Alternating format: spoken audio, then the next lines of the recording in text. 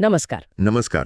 नीट UG 2025चा निकाल लागलाय आणि मणिपूरमध्ये मेडिकल ॲडमिशनची गडबड सुरू झालीय. हो, अगदी. आता खरी धावपळ सुरू आहे विद्यार्थ्यांची. आज आपण मणिपूरच्या याच वैद्यकीय प्रवेश प्रक्रियेबद्दल म्हणजे 2025साठी काय स्थिती आहे यावर बोलणार आहोत. नक्कीच. कोणती कॉलेजेस आहेत, प्रक्रिया कशी आहे, तारखा काय आहेत आणि साधारण किती स्कोर लागू शकेल यावर एक नजर टाकूया. बरोबर. आपण यासाठी सरकारी नोटिफिकेशन आणि कॉलेजच्या वेबसाईटवरची माहिती वापरली आहे. हो, जी उपलब्ध अधिकृत माहिती आहे त्यावरच आधारित आहे सगळं. तर मग सुरुवात करूया मणिपूरमधल्या मुख्य मेडिकल कॉलेजेसपासून.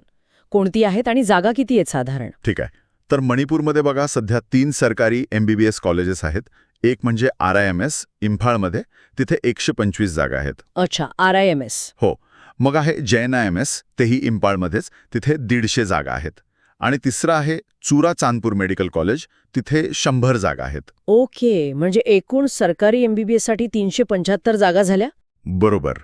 आणि एक खाजगी MBBS कॉलेज पण आहे, शिजा अकॅडमी ऑफ हेल्थ सायन्सेस म्हणजे SAHS, तेही इम्फाळलाच आहे.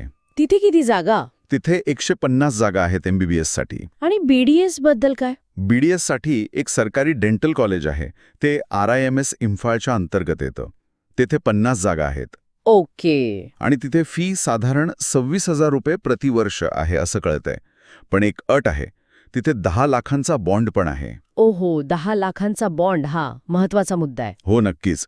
आणि समुपदेशनामध्ये BASLP आणि BPT या कोर्सचा पण उल्लेख आहे. BUMS कोर्स आहे असं दिसतंय, पण BHMS बद्दल पुरेशी माहिती नाहीये सध्या तरी. ठीक आहे. आता प्रवेशासाठी पात्रता अर्थात नीट UG 2025 अनिवार्य आहेच, बरोबर? हो, नीट तर हवंच, त्याशिवाय पर्याय नाही. या वर्षीच्या निकालाचा मणिपूरवर काय परिणाम दिसतोय, म्हणजे कट ऑफ वगैरे? राष्ट्रीय स्तरावरचा जो पात्रतेचा कट ऑफ आहे तो थोडा खाली आलाय. म्हणजे जनरल EWS साठी 144 गुण.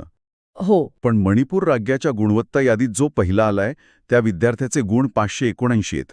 AIR त्याचा साधारण 3700च्या आसपास आहे. 579 म्हणजे राष्ट्रीय टॉपर्सच्या तुलनेत बरेच कमी आहेत.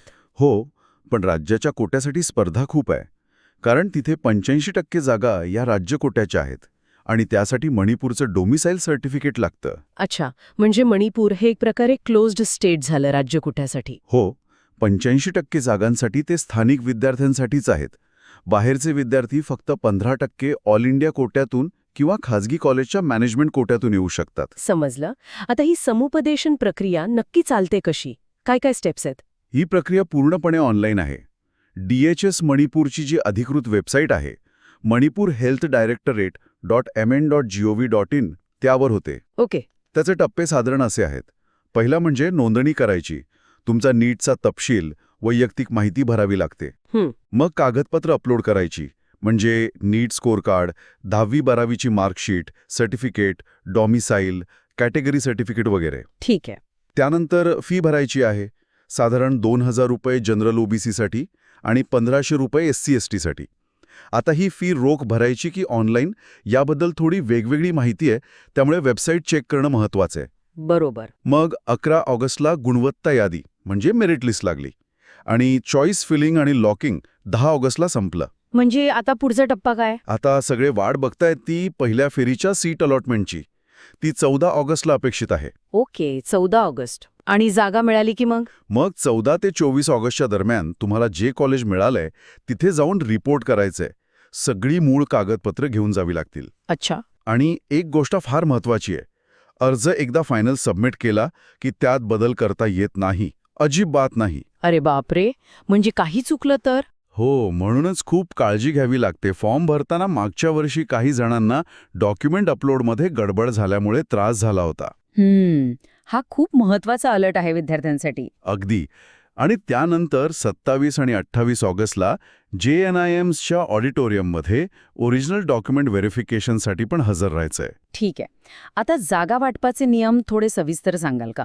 म्हणजे 95% राज्य कोटा आणि 15% AIQ हे कसं विभागलं जातं? हो, तर 85% जागा जसं आपण बोललो त्या राज्याच्या विद्यार्थ्यांसाठी आहेत, ज्यांचं समुपदेशन DHS मणिपूर करतं. त्यासाठी डोमिसाईल लागतं. राईट. उरलेल्या 15% जागा या ऑल इंडिया कोट्याच्या AIQ याचं समुपदेशन MCC म्हणजे मेडिकल काउन्सिलिंग कमिटी दिल्लीतून करतं. देशभरातले विद्यार्थी यासाठी पात्र असतात. आणि खाजगी कॉलेजचं काय? SAHS? SAHS मध्ये मॅनेजमेंट कोटा आणि NRI कोटा पण आहे. त्या जागांसाठी वेगळी प्रक्रिया असू शकते, जी कॉलेज किंवा राज्य प्राधिकरण ठरवतं. आणि ती मेरिटोरियस रिझर्व्ह कॅन्डिडेट MRC संकल्पना काय आहे? अच्छा, MRC. हो, ही सुप्रीम कोर्टाच्या निर्णयानुसार लागू होते. याचा अर्थ असा की जर एखादा राखीव प्रवर्गातला हुशार विद्यार्थी, म्हणजे ज्याचे गुण जास्त आहेत, खुल्या प्रवर्गाच्या कटऑफपेक्षा जास्त गुण मिळवतो, तर त्याला खुल्या प्रवर्गातून सीट मिळू शकते. हो. पण समजा त्याला खुल्या प्रवर्गात त्याच्या पसंतीचं कॉलेज मिळत नसेल, पण राखीव कोट्यातून मिळत असेल, तर तो राखीव जागेवर त्याच्या पसंतीचं कॉलेज निवडू शकतो. त्याला खुल्या प्रवर्गातली कमी पसंतीची जागा घेण्याची सक्ती नसते. अच्छा, म्हणजे टॉपरला त्याच्या पसंतीचं कॉलेज मिळायला हवं, मग ते खुल्या खोट्यातून मिळो किंवा राखीव. अगदी बरोबर. यामुळे राखीव प्रवर्गातल्या टॉपर्सना फायदा होतो. समजलं. मग साधारण किती गुणांवर मणिपूरमध्ये जागा मिळण्याची शक्यता आहे यावर्षी? काही अंदाज? बघा, राज्याचा टॉपर 579 गुणांवर आहे.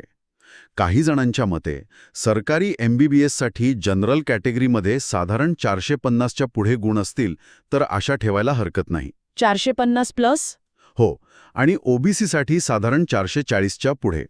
पण हे फक्त अंदाज आहेत बरं का. की विद्यार्थी अर्ज करतात, त्यांची पसंती काय आहे यावर सगळं अवलंबून असतं. आणि तो जो राष्ट्रीय पात्रतेचा कट ऑफ आहे 144 गुणांचा, त्याचा इथे संबंध नाही? नाही, तो फक्त अर्ज करण्यासाठीची पात्रता आहे. म्हणजे तुम्ही 144च्या वर असाल तर अर्ज करू शकता, पण जागा मिळवण्यासाठी मेरिट लिस्टमध्ये खूप वर असणं गरजेचं आहे. बरोबर आहे. आता खर्च आणि इतर सुविधांबद्दल काय सांगाल? म्हणजे फी, हॉस्टेल वगैरे, विद्यार्थ्यांचं जीवन कसं असतं साधारण? डेंटल कॉलेज रिम्सची फी आपण बोललो, साधारण 26,000 रुपये आणि 10 लाखांचा बॉन्ड. सरकारी MBBS कॉलेजेसची फी यापेक्षा कमीच असेल. खाजगी कॉलेज SAHची फी नक्कीच जास्त असणार. रिम्समध्ये हॉस्टेलची सोय उपलब्ध आहे असं कळतंय. आणि क्लिनिकल एक्सपोजर कसं मिळतं? डेंटल कॉलेजमध्ये पेशंट फ्लो चांगला असतो असं म्हणतात. त्यामुळे विद्यार्थ्यांना प्रॅक्टिकल अनुभव चांगला मिळतो. MBBSमध्ये पण सरकारी हॉस्पिटल संलग्न असल्यामुळे पेशंट्सची विविधता आणि संख्या चांगली असते. म्हणजे अभ्यासाबरोबर प्रॅक्टिकल ट्रेनिंग पण महत्वाचं. हो, मेडिकल फील्डमध्ये ते अत्यावश्यक आहे. त्यामुळे विद्यार्थ्यांचं जीवन नक्कीच व्यस्त असणार. अभ्यास, क्लिनिकल्स, परीक्षा. निश्चितच. तर आजच्या चर्चेतून महत्वाचे मुद्दे काय समोर आले? एक तर मणिपूरमधील मुख्य कॉलेजेस आणि जागांची संख्या. हो, RIMS, JNIMS, चुराचांदपूर आणि SAHS. मग ऑनलाईन समुपदेशन प्रक्रिया आणि त्याच्या महत्वाच्या तारखा, जसं की जागा वाटप 14 ऑगस्टला अपेक्षित आहे, रिपोर्टिंग 14 ते 24 ऑगस्ट आणि डॉक्युमेंट व्हेरिफिकेशन 27-28. आणि सगळ्यात महत्त्वाचं म्हणजे अर्ज काळजीपूर्वक भरणे आणि एकदा सबमिट केल्यावर बदल करता येत नाही हे लक्षात ठेवणं. बरोबर. आणि कट ऑफचा अंदाज जरी असला तरी अंतिम निर्णय प्रक्रियेनंतरच कळेल. अगदी. अजून एक विचार म्हणजे मणिपूरसारख्या ठिकाणी जिथे मर्यादित जागा आहेत तिथे प्रत्येक टप्पा महत्त्वाचा ठरतो. खरे. त्यामुळे विद्यार्थ्यांनी आणि त्यांच्या पालकांनी अधिकृत वेबसाईट सतत बघत राहणं, माहिती घेत राहणं खूप गरजेचं आहे. कोणतीही चूक महागात पडू शकते. नक्कीच. ही सगळी माहिती दिल्याबद्दल खूप धन्यवाद. धन्यवाद.